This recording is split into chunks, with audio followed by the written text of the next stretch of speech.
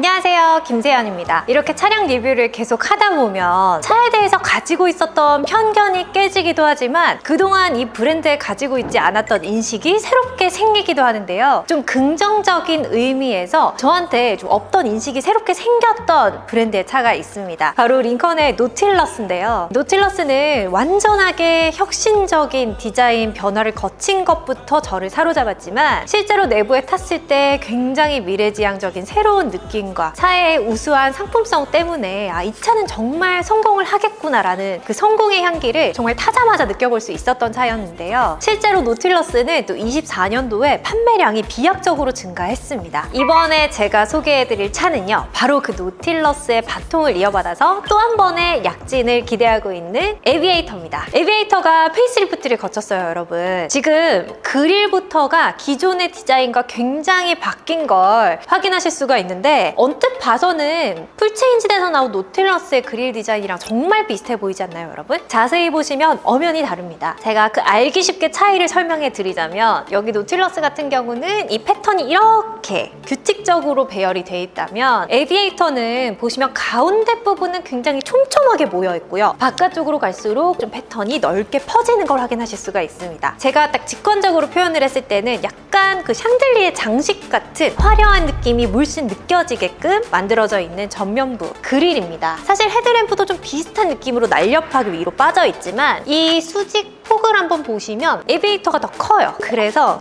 제가 혼자 제 머릿속으로 생각했던 말을 뱉자면 노틸러스가 만약에 쌍꺼풀 수술을 한다면 이렇게 눈이 커지지 않을까라는 생각을 혼자 해봤습니다. 그리고 여기도 달라요. 노틸러스 같은 경우는 여기 이 선이 엠블럼을 마치 이어주듯이 쭉 일직선으로 연결이 돼 있는데 에비에이터는 여기에서 끝나는 걸로 디자인이 돼 있고요. 그리고 또 한 가지, 여기 수직 방향으로 에어 커튼이 생겼어요. 그래서 공기 역학면에서 좀 더 유리한 주행을 할 수 있게끔 도와주는 장치가 부여가 됐고요. 봤을 때 제가 이전에 리뷰를 해드렸던 에비에이터는 굉장히 럭셔리하지만 예전의 디자인에 좀 머물러 있다는 느낌이 조금 느껴지셨다면 중후한 매력은 그대로 유지를 하되 새로운 좀 신차의 느낌을 훨씬 더 많이 담고 이렇게 나타난 페이스리프트 차량입니다. 웰컴 라이트도 한번 볼까요? 오, 엄청 우아한 느낌이지 않아요, 여러분? 굉장히 우아한 느낌으로 웰컴 라이트 점등이 되네요. 페어웨이 라이트는 반대 방향으로 조금 더 짧게.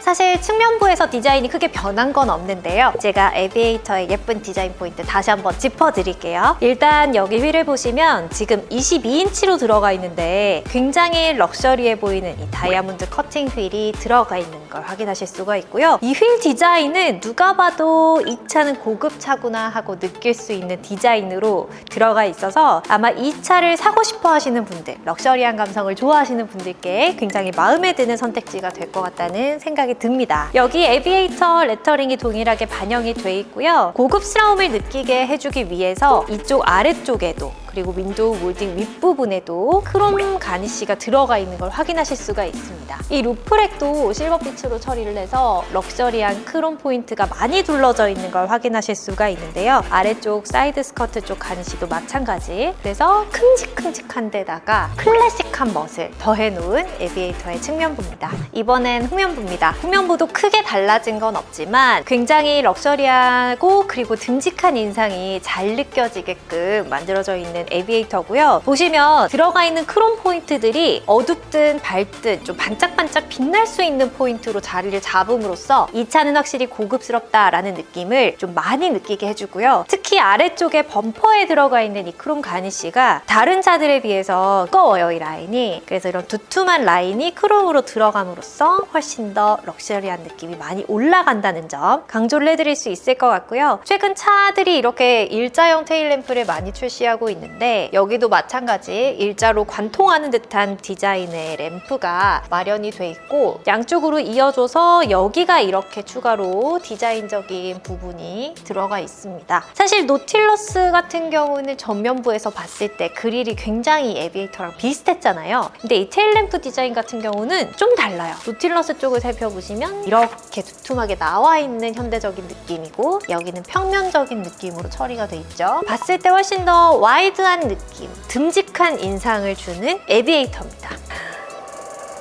오, 진짜 크네요. 트렁크 공간이 엄청 넓습니다. 일단 3열이 접혀 있기도 하고요. 접었을 때 이런 구간이 많이 방해를 하지 않는 선에서 적재량을 쌓을 수 있게끔 공간이 만들어져 있고요. 안쪽 공간도 마찬가지, 역시나 넉넉하고 평평한 공간이 추가로 확보가 돼 있고, 3열을 세운다고 하면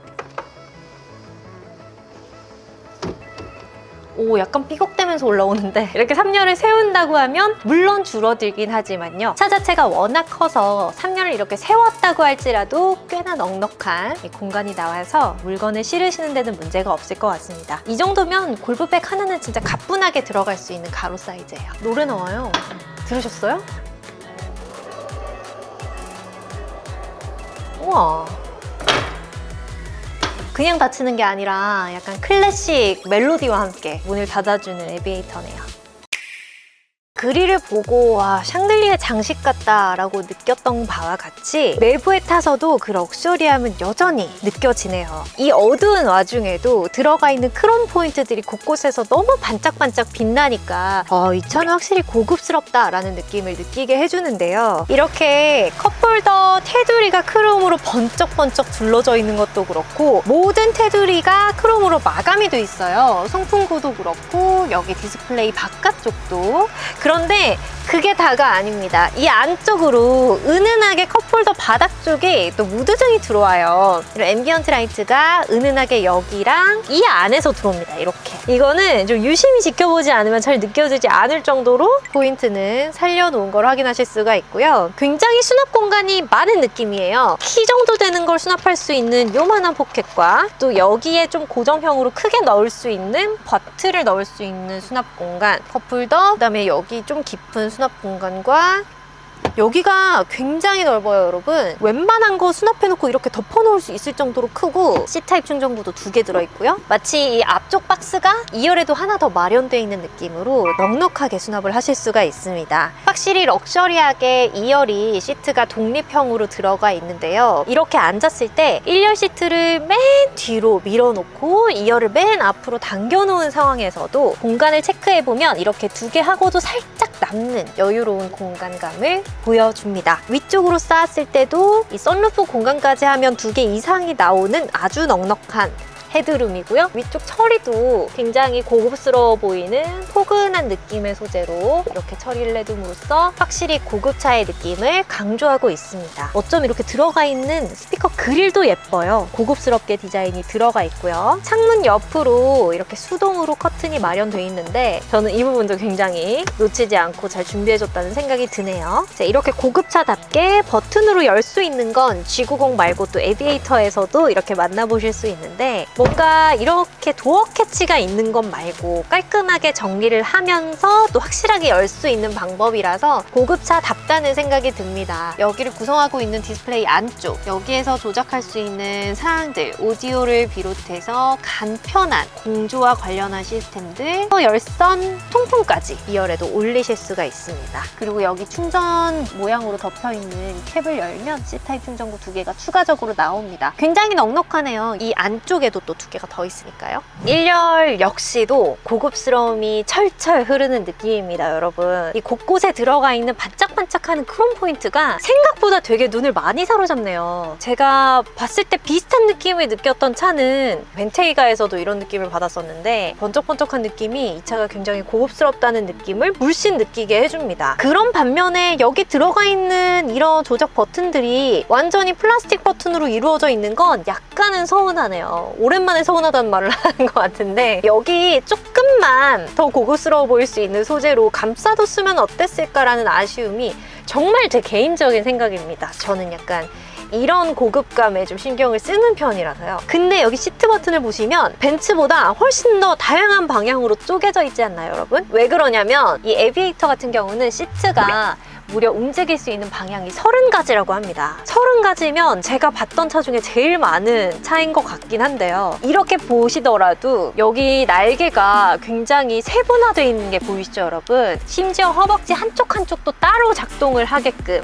만들어져 있는 시트라서 이 등받이 중에서도 상부와 하부를 또 별도로 작동을 하실 수가 있고요. 그래서 운전자가 정말 이 개인의 취향에 맞게 이렇게 종아리 받침을 올리실 수도 있고요. 정말 상세하게 커스터마이징을 해서 사용을 하실 수가 있습니다. 차가 또 의전용 차량으로도 쓰이잖아요. 그렇다고 하면 이 기사분들도 정말 오랜 시간 운전을 하셔야 될 텐데 이렇게 세밀하게 각도를 조정할 수 있다고 하면 운전을 장시간 하더라도 그 피로를 훨씬 더 덜 수 있는 좋은 방법이 되겠죠. 그리고 크롬 포인트뿐만 아니라 이런 홈커버나 핸들 커버 자체도 전부 가죽으로 덮어 싸져 있고 좀 눈에 보이는 소재들이 다 고급스럽게 느껴질 수 있게끔 정돈이 돼 있습니다. 여기 들어가 있는 이 커다란 박스도 여전히 넓네요. 여기 안쪽도 럭셔리한 소재로 똑같이 마감이 돼 있고요. C타입 충전구 2개, 그리고 이렇게 닫으면 노란 스티치 포인트까지 지금 시트 전체를 감싸고 있는 약간 밝은 브라운색 포인트들도 굉장히 예쁘다는 생각이 듭니다. 자, 여기에는 버튼들이 모여 있습니다. 이제는 공조 관련한 버튼들이 안쪽으로 들어가게 되면서 거의 자주 쓰는 버튼은 이 비상등 버튼이랑 아니면 성해 제거 버튼 정도? 나머지는 버튼으로 나와 있고 다이얼식이 아니라 이렇게 버튼식으로 단수를 바꿔요. 근데 이렇게 하는 게 물론 간편하다고 생각하면 간편할 수는 있겠지만 뭔가 할 때마다 이런 버튼을 눌러서 바꾸는 게 익숙하지 않은 분들로서는 이 조작이 조금 어색하고 이렇게 조작해야 하는 방식이 좀 아쉽게 느껴질 때가 있긴 할 겁니다. 그리고 이 패턴이 굉장히 독특하다는 생각이 듭니다. 우드 색상도 좀 독특한데 자체 프린트가 되어 있는 여기 패턴이랑 또 이렇게 새겨 넣은 벽지 같은 패턴?